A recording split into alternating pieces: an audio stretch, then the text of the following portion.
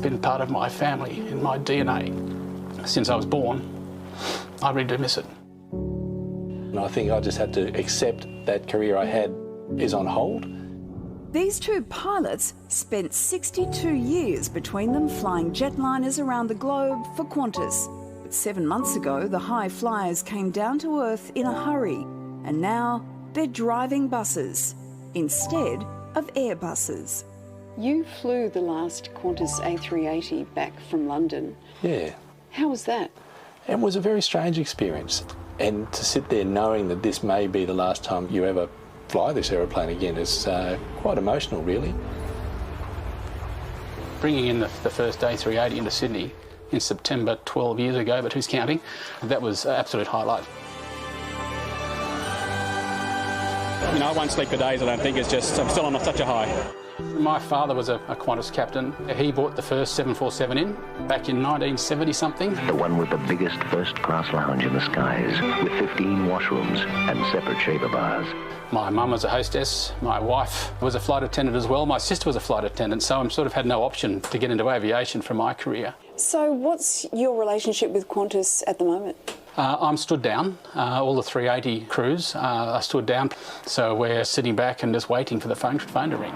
And the phone did ring, but not for the most joyous of occasions. Both Peters were asked to fly Qantas A380s into California's Mojave Desert, where the fleet has been mothballed indefinitely.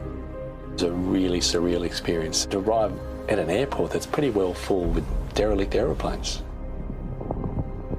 Is it emotional leaving the planes behind? Yeah. I think, excuse me.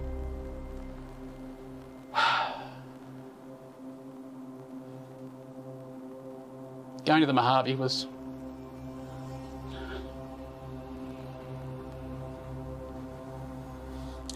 probably one of the most difficult things.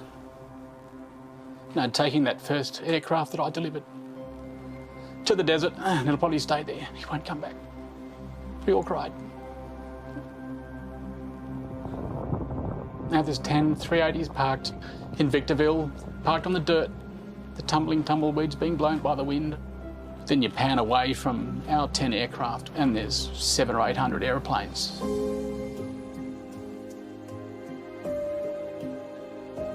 An old FedEx and old United Airlines aeroplanes that'll never fly again. It's a very depressing place to go if you're in my situation. Very sad. Well, we're hopeful that some of these aeroplanes will come back, but it's not a guarantee.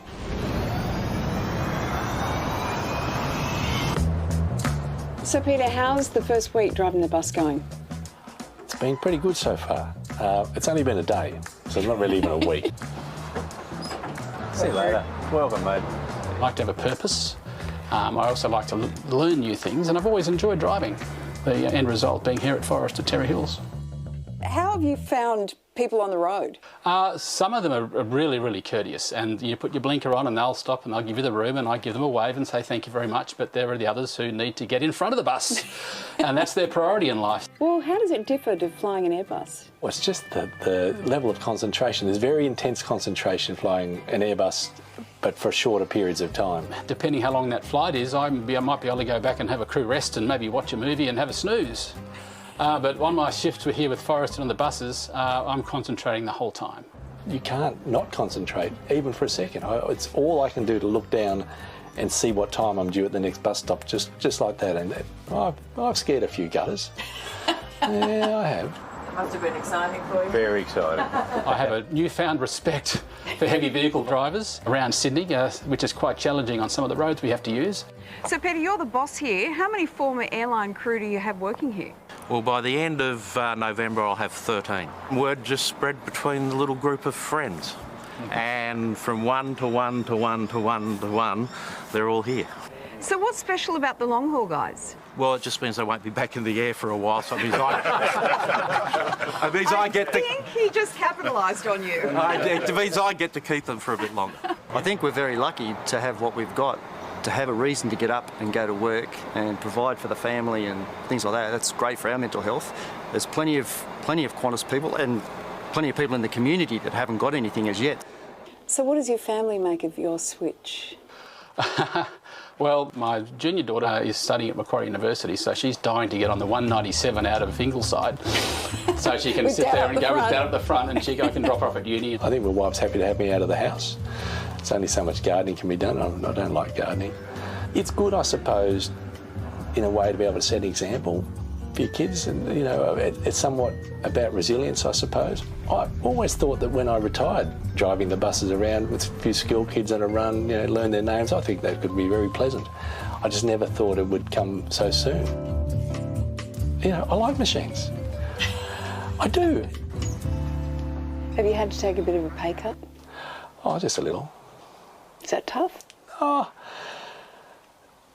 look, we've readjusted our priorities, and we've possibly readjusted what retirement might mean to us.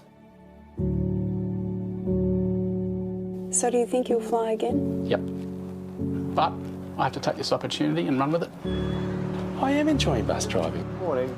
I mean, if you enjoy your work, you don't actually work, do you? True. Yeah, I will look forward to getting back on an aeroplane, but at the moment, I'm making the most of what I've got. We'll see what happens in the future. When I do formally retire completely from Qantas, hopefully I can come back here. What a fantastic story that is. I mean, those guys driving your bus, you'd feel pretty comfortable, because when you get on a big plane overseas and they go, "Oh, it's Captain John Smith here, we're going back to Sydney, put your seatbelt on," it's fantastic. Yeah, that's right. Interesting about talking about purpose. You need purpose. It's that even though it's doing a different job, there's a reason to get up and there's a purpose. It's interesting because my first thought was the loss of status. Yeah. Because it's a very high status profession, but that's not. They didn't talk about that. No. Yeah. So the purpose is really strong, clearly. Absolutely. Well, hopefully some good news for them soon and they can get back in the air. But for now, great story. Thanks so much, Lise. It's time for a break now. Lots more of the project still to come. Stay with us.